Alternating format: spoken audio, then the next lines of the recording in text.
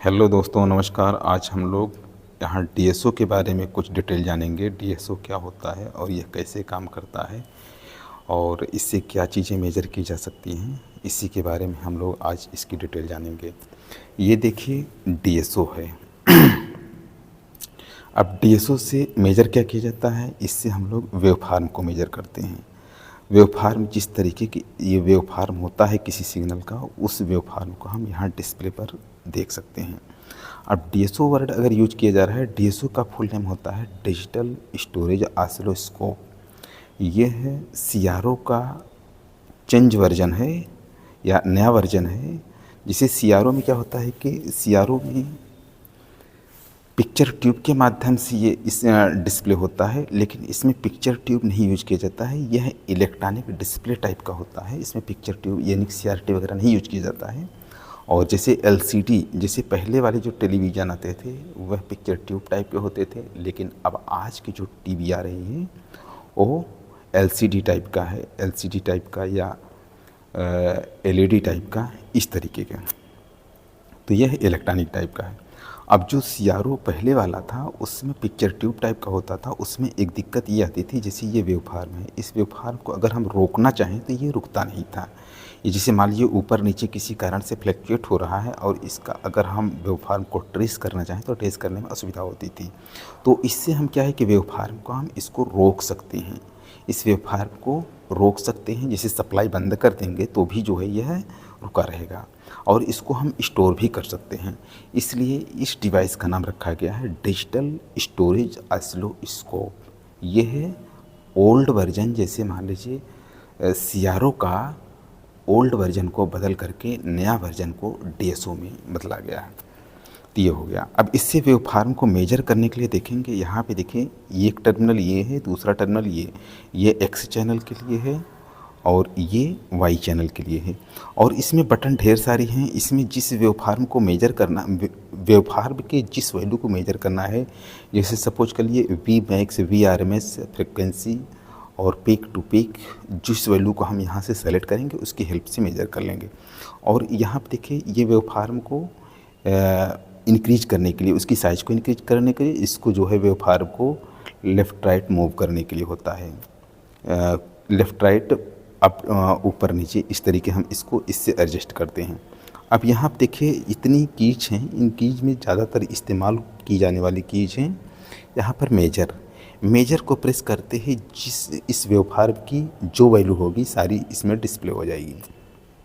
और दूसरा यहाँ पर देखेंगे ये रन है, run and stop. Run and stop मतलब अगर हम यहाँ पे स्टॉप कर देते हैं, जैसे सपोज के लिए देखिए स्टॉप से रेड हो गया, इसका मतलब ये है कि अब ये वेवफॉर्म अगर हम सप्लाई कट कर दें या ये जो प्रोब या सिग्नल दिया जा रहा है इस प्रोब की, इसको बाहर निकाल देंगे तो भी जो है ये सिग्नल कुछ समय के लिए रुका रहेगा। देखिए जैसे ये हम निकाल दे रहे हैं, ये सिग्नल इस पर कोई नहीं जा रहा है, लेकिन ये इसको अपने अंदर स्टोर कर लिया है। हम इसको लगा देंगे और जब रन कर देंगे तो फिर वैल्यू जैसे वेरिएबल होगा इसके अकॉर्डिंग ये चेंज होता रहेगा।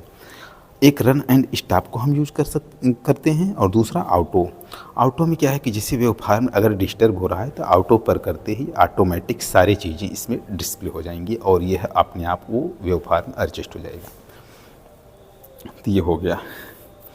अब जैसे सपोज कर लीजिए इससे मेजर क्या क्या किया जाएगा। अब जैसे ये सिग्नल देने के लिए ये लीड लगा गया है वाई एक्स पर, और यह एक्स एक्सिस पर लगाया गया है, ये एक्स एक्सिस के लिए, ये वाई के लिए। अब इसमें जैसे दो वेवफॉर्म को एक साथ भी मेजर किया जा सकता है। अब मान लीजिए वाई चैनल पे अगर हम ये प्रोब को लगाए हैं तो इसमें जो सिग्नल जा रहा है वो चीज़ें यहाँ डिस्प्ले होगी।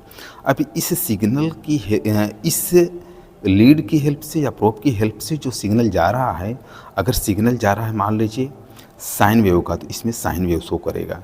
अगर मान लीजिए इस सिग्नल पे रेक्टेंगुलर टाइप का जा रहा है तो रेक्टेंगुलर यहाँ शो करेगा। अगर स्क्वायर वेव यहाँ पर सिग्नल दिया जा रहा है तो इस पर स्क्वायर वेव शो करेगा। अगर हाफ वेव है तो हाफ वेव जैसा शो करेगा। अगर फुल वेव रेक्टिफाई करके हम सप्लाई यहाँ पर सिग्नल दे रहे हैं तो ये फुल वेव रेक्टिफायर जैसा यहाँ पर डिस्प्ले होगा। अगर मान लीजिए कोई एससीआर के थ्रू अगर हम दे रहे हैं या इसके फायरिंग एंगल को कंट्रोल करके देते हैं तो ये वेवफॉर्म उसी जैसा जो है उसमें जितना जितना फायरिंग एंगल हम चेंज करेंगे उसके अकॉर्डिंग यह वेवफॉर्म को चेंज करता जाएगा। अब देखिए यहाँ पर इस टाइम स्क्वायर वेव सिग्नल, यानी कि हम इसको स्क्वायर वेव दे रहे हैं।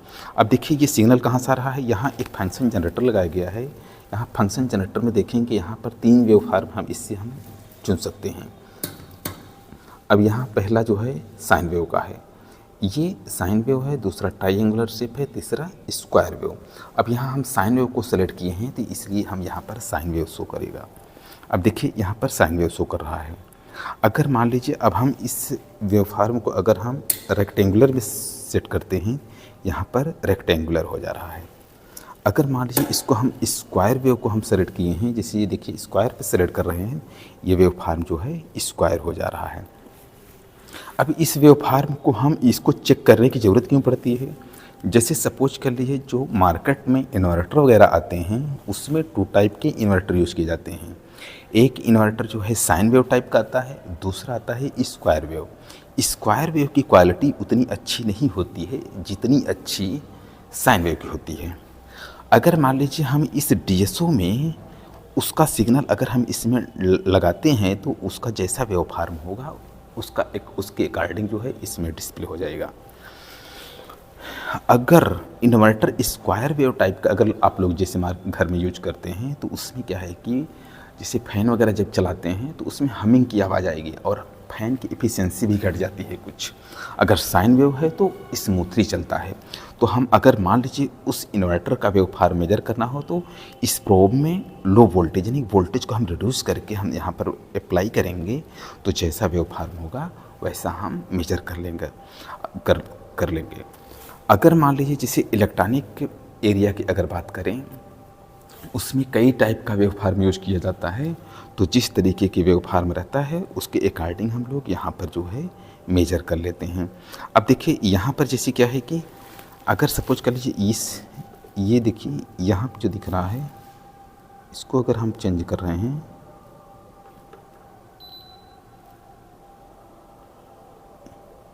ये देखिए वेवफॉर्म को इससे हम ऊपर नीचे कर लेते हैं, ये देखिए,